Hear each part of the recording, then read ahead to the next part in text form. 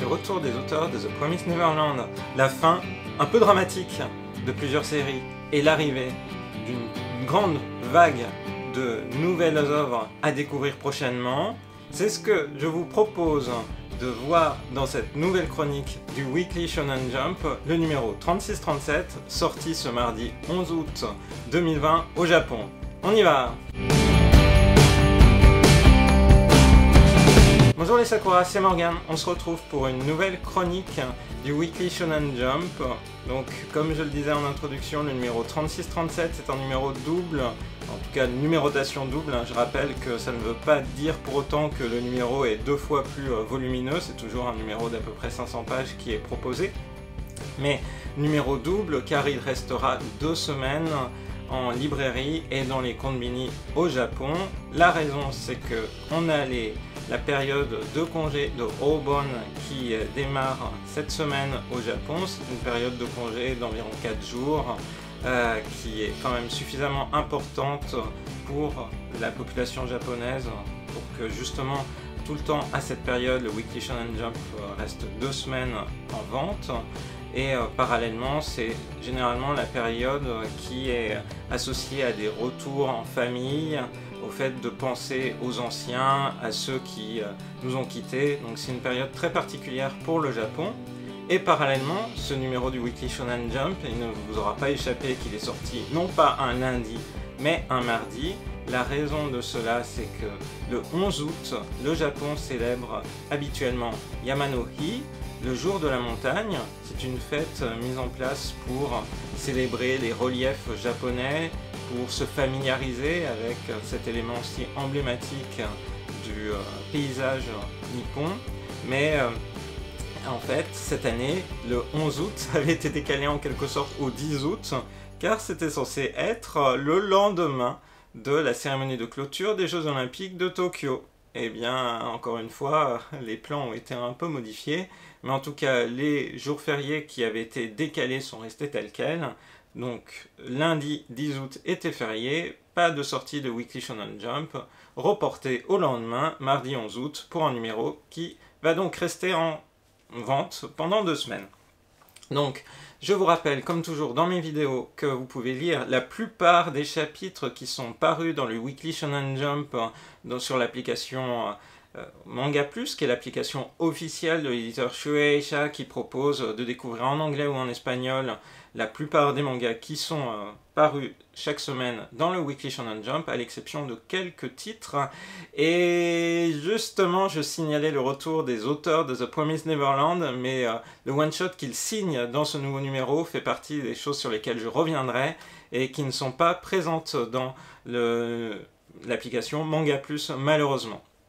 Pour ma part, je continue de lire le Weekly Shonen Jump grâce à l'application Weekly Shonen Jump japonaise qui, modulo un abonnement, permet de lire en fait la version numérique du magazine de la même qui contient approximativement 99% du contenu de la version papier. J'ai fait une vidéo de comparaison entre la version numérique et la version papier. Vous pourrez aller la revoir si cela vous intéresse. Donc aujourd'hui on aborde d'abord peut-être le point le plus important, le point qui n'a pas pu être traité dans ce nouveau numéro du Weekly Shonen Jump au moment où il est sorti, puisqu'il était déjà imprimé et généralement arrivé dans les stocks des librairies et des supérettes. Et je ne peux pas passer à côté, c'est bien évidemment les faits dramatiques qui sont avérés et qui concerne le scénariste de Actage, arrêté après avoir agressé des lycéennes. Donc c'est ce qu'on a appris samedi via différents articles dans les médias nationaux japonais. Très vite en fait, Actage a été trending topic sur Twitter, mais pas pour des bonnes raisons, puisque le scénariste a été arrêté par la police pour des faits commis le 18 juin aux environs de 8 heures du soir, donc sur des mineurs, sur des collégiennes. Il a apparemment opéré 2 agressions, donc ce scénariste de 29 ans, arrêté pour des faits graves, et à ce moment-là, les éditeurs à la fois du Jump, et aussi les éditeurs français de l'œuvre Actage ont réagi. Alors d'abord, le Jump a réagi avec un message sur Twitter disant qu'ils allaient investiguer la chose et ensuite prendre la décision la plus adéquate. Et ceci a été annoncé hier sur leur compte Twitter.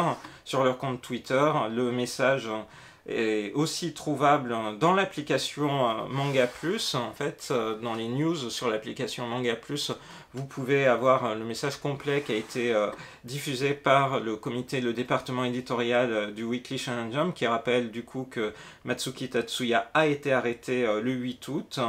Et le département éditorial a décidé de prendre les choses avec beaucoup de sérieux et décidé que le chapitre publié dans le numéro 36-37 du Weekly Shonen Jump serait le dernier chapitre de Actage.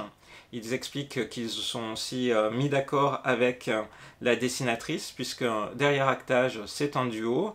Et donc la dessinatrice, qui est une jeune dessinatrice, qui du coup voit finalement le premier succès qu'elle signait avec un scénariste s'arrêter de manière brutale. C'est vraiment incroyable de se retrouver avec une situation où la série s'arrête. Évidemment, vu la nature des faits, évidemment, toute la compassion et le soutien qu'on peut avoir aux victimes, c'était évidemment nécessaire d'avoir une action forte.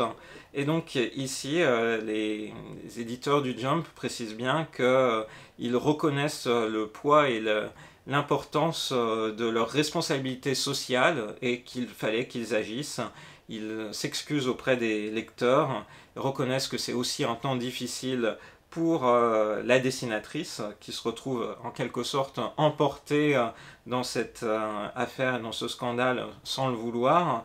Et ils expliquent que pour la dessinatrice, ils lui accordent tout leur soutien et les encouragements pour de prochaines séries. Donc à l'heure actuelle, on ne sait pas si les tankobon suivants de Actage sortiront. On ne sait pas ce qu'il va devenir des événements. De la même manière, est-ce que la parution française va être arrêtée ou va se poursuivre? On ne sait pas encore. Kiyun a sorti un communiqué de presse hier, en expliquant qu'ils avaient appris avec consternation, on comprend tout à fait, l'arrestation au Japon du scénariste de la série. Dans la foulée de cette arrestation, l'éditeur japonais Shueisha a pris la décision de mettre fin à la publication de la série.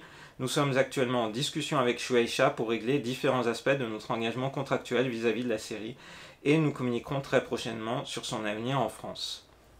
Donc c'est véritablement une situation assez extrême. On comprend que la décision a été rapide.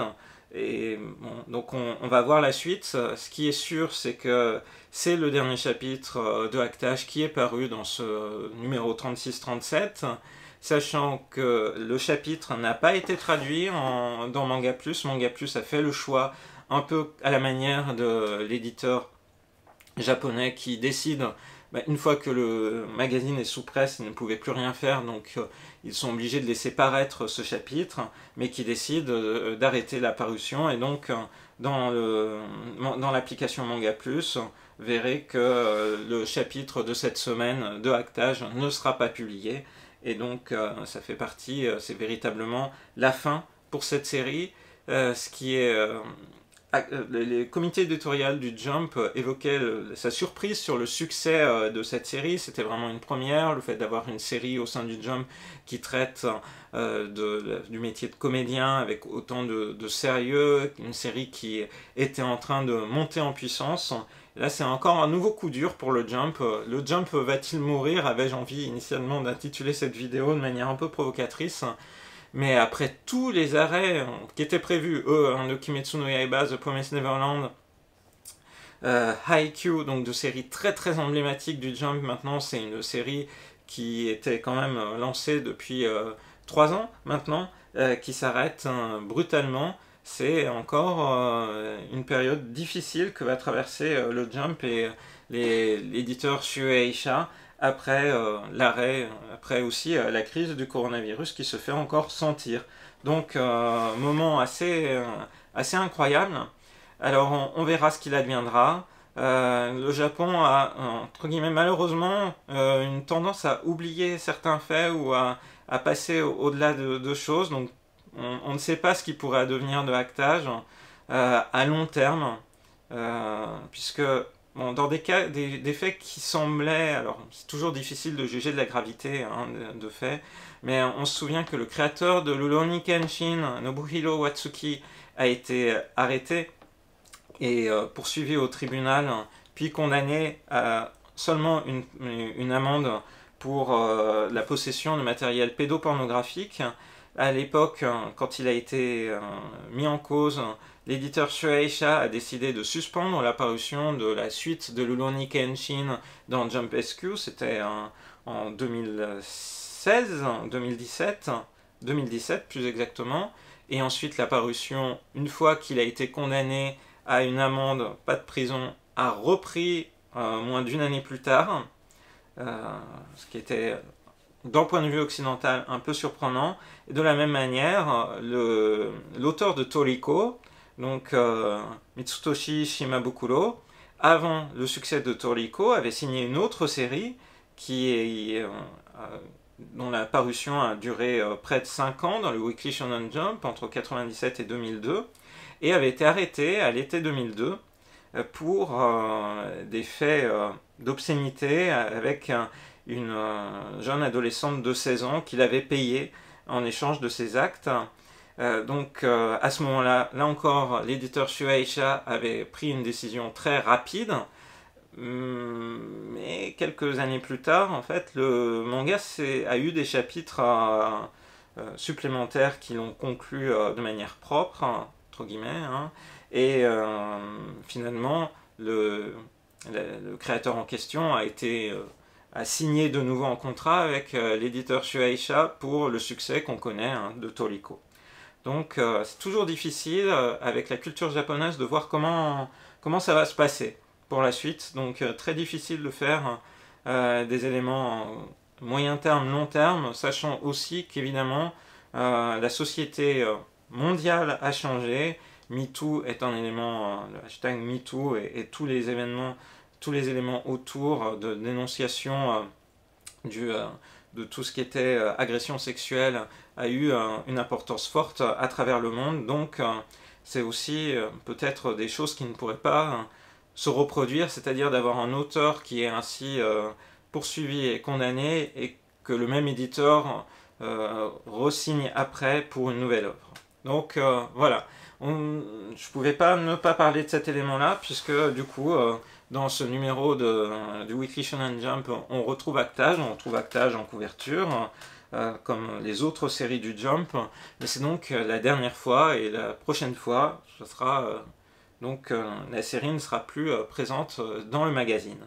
Donc ça, c'est la première série qui s'arrête, du coup, de manière inattendue dans ce Jump, évidemment, de manière non terminé, l'intrigue n'est pas finie, les personnages étaient en plein dans l'arc Taiga Drama, on en a déjà parlé dans une précédente vidéo, donc c'est quelque chose qui restera ouvert. Donc ça c'était le premier élément assez important à évoquer. J'en profite aussi pour signaler que j'ai des vidéos tournées avant de revenir en France, donc notamment tournées au moment. Vous avez vu le traitement que nous avons dû donner à la plupart de nos magazines de prépublication avant de revenir donc dans la vidéo qui a été parue hier. Donc il y a une vidéo dans laquelle j'évoquerai le Jump Giga qui faisait sa couverture sur Actage. Cette vidéo a été tournée avant la dénonciation des faits imputés au scénariste. Donc il faudra garder en tête que je n'avais pas cet élément-là à l'esprit quand la vidéo a été tournée. Donc dans la prochaine vidéo, on découpe nos magazines de prépublication. Voilà. Maintenant on va aborder un sujet plus léger, c'est-à-dire le contenu de ce Weekly Shonen Jump qui, comme souvent quand c'est une période de 2 semaines dans laquelle il reste en vente, fait une couverture entre guillemets chorale avec les différents personnages du Jump qui sont mis en avant. Donc il y a One Piece, il y a Black Clover, Jujutsu Kaisen, Dr. Stone, donc tous les personnages des séries du Weekly Shonen Jump sont mis en avant dans cette couverture, couverture estivale, puisque évidemment on souffre tous de la chaleur. Le Japon aussi est en train d'être traversé par une vague caniculaire assez incroyable, et au Japon la difficulté de la canicule et de la chaleur, c'est qu'en plus c'est associé à un taux d'humidité écrasant, donc ça fait partie des éléments aussi. Le Japon est concerné par les mêmes choses, les mêmes impacts climatiques que ce que nous traversons en Europe évidemment. Et donc ce numéro fait sa couverture sur, comme je le disais, tous les personnages du Jump, mais aussi sur la présence d'un poster dans lequel vous avez les héroïnes des différentes séries du Weekly Shonen Jump en maillot de bain. Donc forcément c'est un peu de fanservice pour l'été. Il y a beaucoup de choses, beaucoup d'informations sur cette couverture, puisqu'il y a aussi un élément qui est notable, c'est la présence du nouveau one-shot des auteurs de The Promised Neverland qui, après avoir terminé leur série au mois de mai, reviennent pour un one-shot inédit. Et ça fait plaisir. Donc maintenant, on va aborder un petit peu le contenu, plus précisément de ce nouveau numéro du Jump, qui commence évidemment, comme toujours, avec des informations et des pages couleurs qui sont... donc ici, d'abord une page couleur dédiée à One Piece, et ensuite des promotions, des éléments promotionnels sur des figurines, et en l'occurrence une superbe figurine de Luffy, donc de One Piece. Et puis, toujours, donc on va, entre guillemets, sérialiser les informations sur les nouvelles adaptations animées du Weekly Shonen Jump, donc Jujutsu Kaisen, et donc maintenant on sait que c'est d'une part les artistes Yves et Ali featuring Akelo qui signeront les openings et endings de Jujutsu Kaisen, donc un élément important à évoquer. Et puis toujours des promotions, enfin des éléments promotionnels autour de Kimetsu no Yaiba. Vous allez pouvoir acheter au Japon en fait des lunettes avec des motifs dédiés à Kimetsu no Yaiba sur le côté. Et parallèlement, dans les jeux vidéo, Jump Force, on apprend qu'un personnage emblématique de Hunter x Hunter arrive. Donc c'est Meruem, le roi, qui fait son apparition dans Jump Force. Parallèlement, on se rappelle que le jeu de Captain Tsubasa arrive sur console, sur Switch et PS4 à la fin du mois d'août, le 27 août très précisément. Et donc il y a un focus particulier sur l'équipe du Brésil. Et parallèlement, des infos autour de Dragon Quest, des cartes Yu-Gi-Oh! Évidemment, et aussi un animé qui est attendu pour 2021, dont le manga paraît maintenant en France chez Kurokawa. C'est l'animé qui est Kemono Incidents, donc qui est une œuvre, un shonen qui paraît dans Jump SQ, et donc dont l'adaptation animée devrait aussi permettre de soutenir la vivacité. On était toujours, je trouvais, dans la parution française jusqu'à peu, sur des volumes d'exposition des personnages. Là, on va plus rentrer bientôt dans la parution française, dans le fond du sujet. Mais donc, cette série est donc une des prochaines séries du Jump SQ à être adaptée en animé. On se souvient aussi que, à propos du Jump SQ, on devrait avoir prochainement l'animé de Moriarty, ce qui promet beaucoup. C'est une œuvre que j'aime particulièrement, vous le savez si vous avez suivi les précédentes chroniques. Donc on va aborder l'ordre dans lequel paraissent les différentes séries. Cette semaine, comme il y a beaucoup d'actualités, j'ai encore beaucoup de choses à vous dire. Je ne ferai pas un focus particulier sur le contenu des chapitres en question. Ce sera pour une prochaine fois. Mais en tout cas, c'est One Piece qui fait l'ouverture de ce numéro. Également, dans les séries qui ont une page couleur, il y a My Hero Academia et Jujutsu Kaisen. Évidemment, le one-shot des auteurs de The Promised Neverland a aussi une page couleur, mais j'y reviendrai. Dans l'ordre, dans la présentation des séries, on avait donc Dr Stone, Actage, toujours, ça prouve combien la série était bien placée et montait dans le Weekly Shonen Jump. On l'a vu par exemple durant les 6 derniers mois avec le nombre de pages couleurs qui avait été consacré à cette série. Puis Ayakashi Triangle, ensuite Black Clover, donc toujours un classique, Chainsaw Man qui est paru en France, Hardball Cop and Dolphin, qui est toujours sur le début de sa parution, donc on ne peut pas en dire grand chose. C'est pareil pour Boku Toroboko, comme Akaishin Magu-chan, et Mashol, qui est toujours bien placé, qui se positionne bien de la même manière que Undead Unlock. Molly King, dont j'avais prédit une fin à la fin de l'été, puisque je pensais que cette thématique était vraiment associée à l'été, on verra si ça se confirme. Yosako la Family, We Never Learn, qui attaque une nouvelle alternative dans les différents matchings entre le protagoniste masculin et les différents héroïnes, donc une nouvelle route à explorer dans ce nouveau chapitre. A Gravity Boys, et ensuite Bomb Collection, Mitama Security et Time Paradox Ghostwriter. Donc beaucoup de choses dans ces ordres qui ressortent, notamment le très mauvais classement, on va tout de suite l'évoquer, de Time Paradox Ghostwriter, puisque là je vais aborder un tout petit peu le contenu du chapitre, sans spoiler, mais clairement vu la manière dont le chapitre se déroule, on peut imaginer qu'on en a encore pour 1 ou 2 chapitres et que la série peut se clore.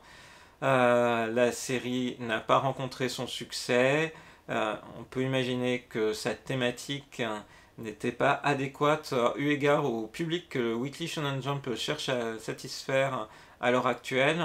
C'est-à-dire, on voit beaucoup, il y a une recherche d'avoir des séries humoristiques. Ça fait longtemps qu'il n'y a pas eu de série humoristique qui s'est imposée durablement dans le Jump. Il faut bien voir qu'à travers le temps, et c'est très intéressant d'analyser en fait le contenu du Weekly Shonen Jump à travers le temps. Il y avait toujours eu des séries humoristiques qui servent aussi de lien entre le moment où on s'adresse à un public plus jeune et puis avoir un public de préadolescents ou d'adolescents dans la fleur de l'âge, si je puis dire. Jump a toujours visé un public pas seulement qui serait intéressé par des histoires qui fassent l'intérêt de gens qui ont 14 ans et plus, mais visait aussi un public à l'école primaire. Et c'est ce qu'ils cherchent à retrouver, à mon sens, avec certaines de leurs séries récentes, comme Boku Toroboko en est un bon exemple. Mais donc, Time Paradox Ghostwriter, à mon avis, est promis à une fin très rapide, très prochaine. De la même manière que Bone Collection est sûrement à son avant-dernier chapitre vu son contenu. C'est une série qui est régulièrement à la fin du magazine. Et bon, donc là aussi, série qui a démarré récemment et qui va se terminer sans doute très vite. Autre série qui se termine, alors là c'est confirmé, c'était le dernier chapitre, c'est Mitama Security. Mitama Security a quand même eu près d'1 an de parution, ce qui est assez incroyable, parce que c'était pas forcément la série sur laquelle j'aurais parié énormément lorsque sa parution a commencé. Et ici, le numéro, c'était le numéro 40 de l'année dernière, dans lequel la parution avait démarré. Donc Mitama Security qui se termine avec une fin relativement propre pour ce manga, qui était mi-humoristique, mi-culture japonaise sur les esprits. Donc c'est une fin logique, vu que la série ne décollait pas non plus énormément dans sa parution en tankobon, donc en volume relié. Donc c'est le dernier chapitre qui est présenté. L'auteur a un mot rigolo pour signaler que c'est la fin de sa série, dans les mots des auteurs qui paraissent tout le temps à la dernière page du Weekly Shonen Jump. Il fait mais c'est la semaine prochaine que commence ma nouvelle série? Non, 3 points de suspension. Donc non, c'est fini pour Mitama Security. On reverra sans doute l'auteur plus tard, comme c'est souvent le cas. Et donc beaucoup de séries qui se terminent.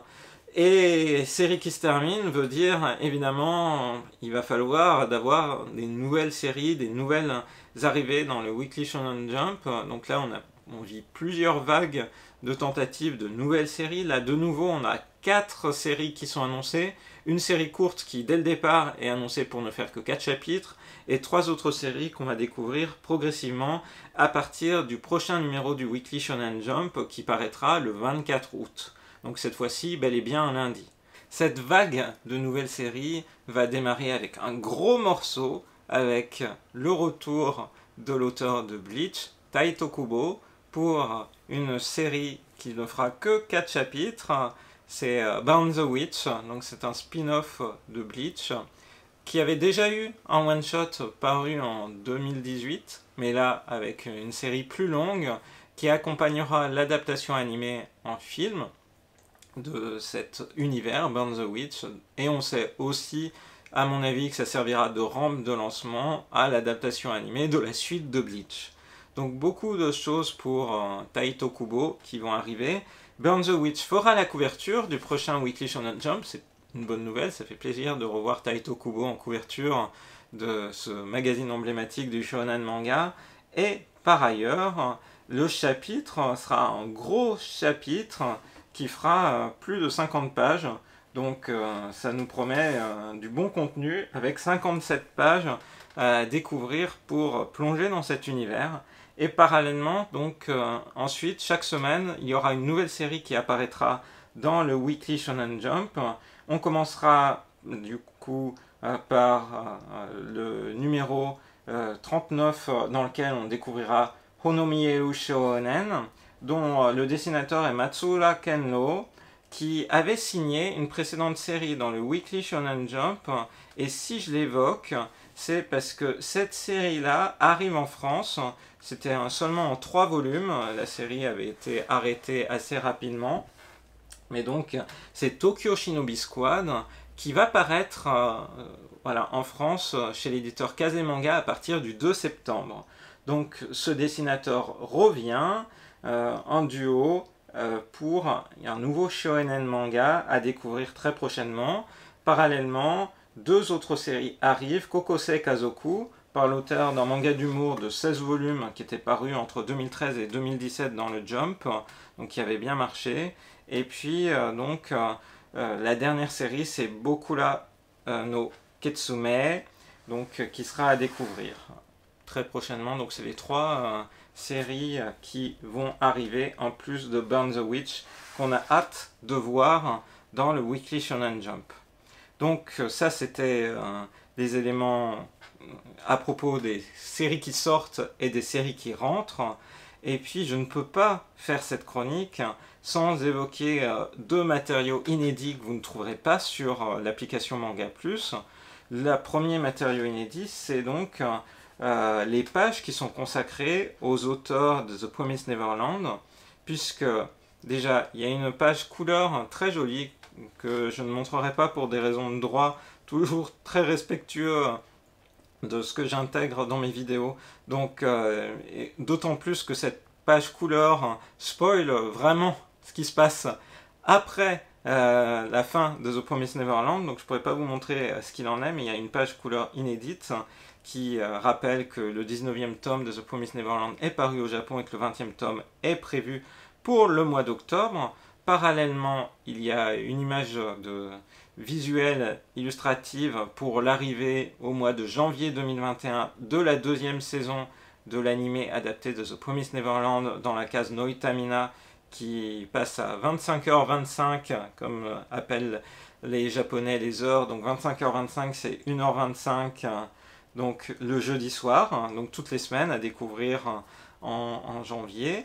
On se souvient, je l'ai abordé notamment dans les lives de dédicace de Rosalis, et que depuis la semaine dernière, on a le premier trailer de l'adaptation cinématographique avec des véritables acteurs de The Promised Neverland qui a été publié sur internet, et également le poster associé à cette adaptation du coup avec des vrais acteurs qui a été rendu public. Donc The Promised Neverland qui a cette adaptation cinématographique qui sort au Japon le 18 décembre. Donc le mois de décembre promet d'être Décembre-janvier promettent d'être des mois importants pour cette série, puisqu'il y a aussi une exposition de Posuka Demizu qui aura lieu au Japon, et en marge de cette exposition des illustrations autour de The Promised Neverland, il va y avoir un chapitre inédit sur cette série, un chapitre de 19 pages. C'est quelque chose qui arrive maintenant régulièrement pour accompagner des expositions, qu'un chapitre spécial soit proposé pour les gens qui vont à l'exposition. Donc là, en l'occurrence, voilà, une exposition à découvrir à partir du 11 décembre à Roppongi, donc à Tokyo, de 10h à 20h. Donc c'est vraiment quelque chose qui promet beaucoup pour tous les fans de The Promised Neverland. Et dernier élément, toujours autour de The Promised Neverland, avant que j'aborde rapidement le one-shot qui paraît, c'est la présence dans le Weekly Shonen Jump de cette semaine de la promotion d'un ouvrage autour de The Promised Neverland, un ouvrage qui sort le 17 août, qui ne paraît que au Japon. Et en fait, c'est un volume qui étudie plus ou moins de manière académique l'œuvre The Promised Neverland.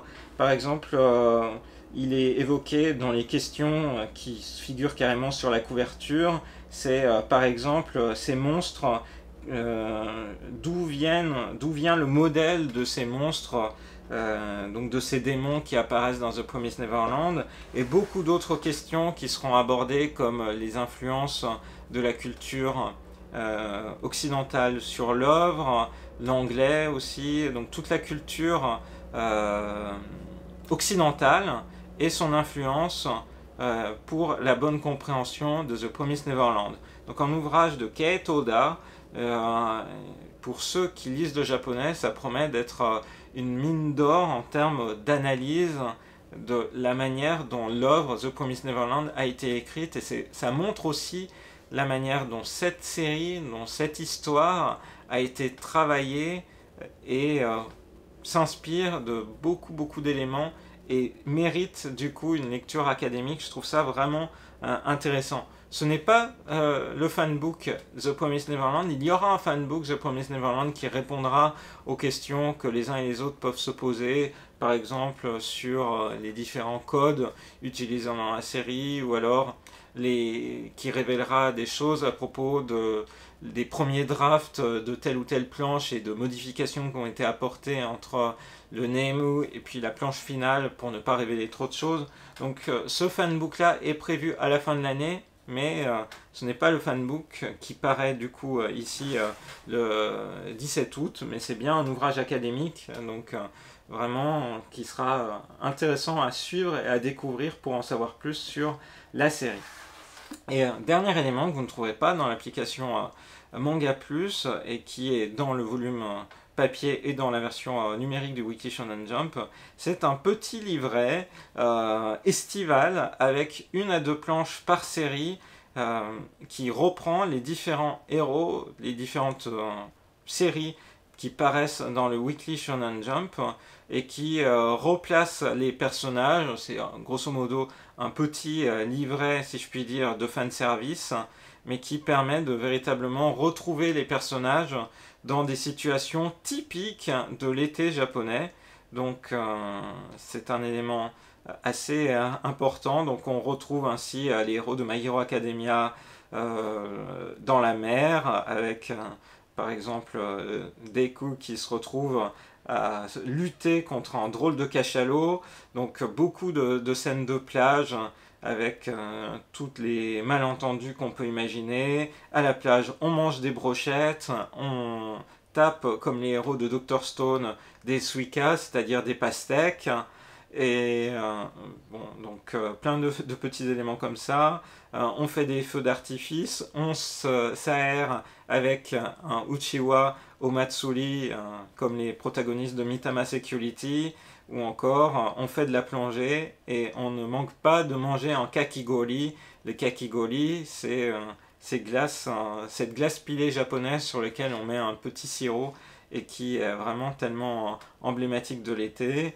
On est éventuellement timide de se montrer en maillot de bain, Et puis voilà, ça donne plein de petites scènes comiques comme ça qui sont présentées. Mais donc la pastèque, pour les différents mangaka du Jump, a du succès. On la retrouve dans plusieurs des séries comme Hardball Cop and Dolphin ou Hakaichin Magu-chan. Donc vous avez soit une planche, soit deux planches qui se font face et qui voilà, font un petit peu vivre les protagonistes dans l'ambiance de l'été. Je trouve toujours que c'est quelque chose de bien sympathique à découvrir. Donc j'ai aimé lire comme ça dans ce nouveau numéro du Weekly Shonen Jump. Et puis je vais finir par vous donner mon point de vue, mon avis sur ce qui est pour moi qui suis tellement fan de The Promised Neverland, la grosse information, le gros élément important sur ce nouveau numéro qui est donc le retour à travers une histoire inédite des auteurs de The Promised Neverland, donc Kaiju Shirai et puis Posuka Demizu, avec ce one-shot, donc c'est bel et bien un one-shot, Shinrei Shashinshi Kono Saburo. Kono Saburo, c'est le nom du protagoniste, donc c'est ce drôle de photographe qu'on devine derrière son appareil photo. Shinrei Shashinshi, donc veut dire c'est un photographe qui prend en photo les esprits, les fantômes. Donc cette histoire-là focalise sur un adolescent qui vit dans un appartement, et l'appartement qui est juste à côté est généralement déserté.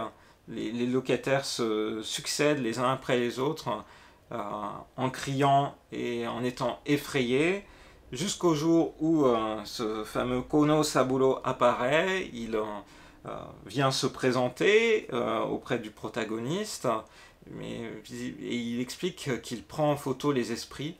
Clairement, dans l'appartement qu'il vient de commencer à louer, il s'est passé quelque chose. Sans trop en dévoiler, parce que j'ai l'espoir que ce one-shot arrive un jour en France, peut-être dans un volume dédié, peut-être que ce one-shot sera adapté en série. Mais on retrouve un élément qui me semble vraiment caractéristique du scénariste Kaiju Shirai, c'est de poser son histoire sur des faits de société et pas, entre guillemets, proposer juste une œuvre qui traite des esprits et du folklore japonais autour de ça. C'était un peu le cas dans Mitama Security par exemple. Là, on a quelque chose qui est un récit plutôt optimiste et positif, malgré tout, qui traite d'un sujet sensible, d'un sujet important pour la société japonaise, et notamment pour les adolescents. Je trouve que finalement, la manière dont le lecteur ou la lectrice peut s'identifier au héros s'il vit des choses difficiles est importante, et notamment le message qui est apporté autour de cette histoire. Voilà, je peux pas en dire plus, c'est vraiment... Je suis pas fan de one-shot de manière générale. J'ai du mal à me plonger dans des histoires courtes qui n'ont pas de lendemain, mais là j'ai trouvé cette histoire vraiment bien écrite. On peut imaginer qu'elle pourrait avoir une suite à travers ce personnage vraiment mystérieux de photographe qui réussit à capturer les esprits sur ses photos, et aussi à résoudre des problématiques avec des esprits qui n'ont pas trouvé la paix. Donc clairement un personnage dont finalement les postures sont très amplifiées. Parfois on se retrouve un petit peu dans ces différentes positions, dans la manière dont Posuka Demizu le met en scène, avec des choses qui rappellent ces plans un peu étonnants qu'on avait sur Isabella par exemple dans The Promised Neverland. Donc ça renforce le mystère autour de ce personnage. Donc vraiment une très bonne lecture. Trouvez au final que ce numéro du Weekly Shonen Jump 36-37 était vraiment très intéressant, très sympa. C'est un parfait numéro pour la période de Obon et le fait de rester du coup en vente pendant 2 semaines. Donc prochain numéro, ça sera le 24 août, et on se retrouvera du coup seulement dans 2 semaines pour une prochaine chronique. Je vais terminer juste avec un élément de clin d'œil pour les fans. Donc le premier élément de clin d'œil que je voulais donner, c'est un élément qui n'a rien à voir avec une actualité Weekly Shonen Jump japonaise, mais plutôt une actualité autour des œuvres du Weekly Shonen Jump, mais en France. C'est l'arrivée chez Hachette d'une nouvelle édition de Naruto, de la même manière qu'ils avaient fait ça avec une édition Dragon Ball Deluxe, qui était en format comme le Weekly Shonen Jump, donc en grand format. Donc fin août arrive en kiosque cette nouvelle édition de Naruto, avec des gros volumes de plus de 300 pages, 392 pages, et donc qui devrait permettre aux lecteurs de retrouver toute l'histoire de Naruto, mais en grand format. Donc c'est quelque chose que Hachette fait maintenant, il faut croire, régulièrement, puisqu'ils avaient fait ça avec Dragon Ball. Donc ça, c'était la première actualité, là, ici, française.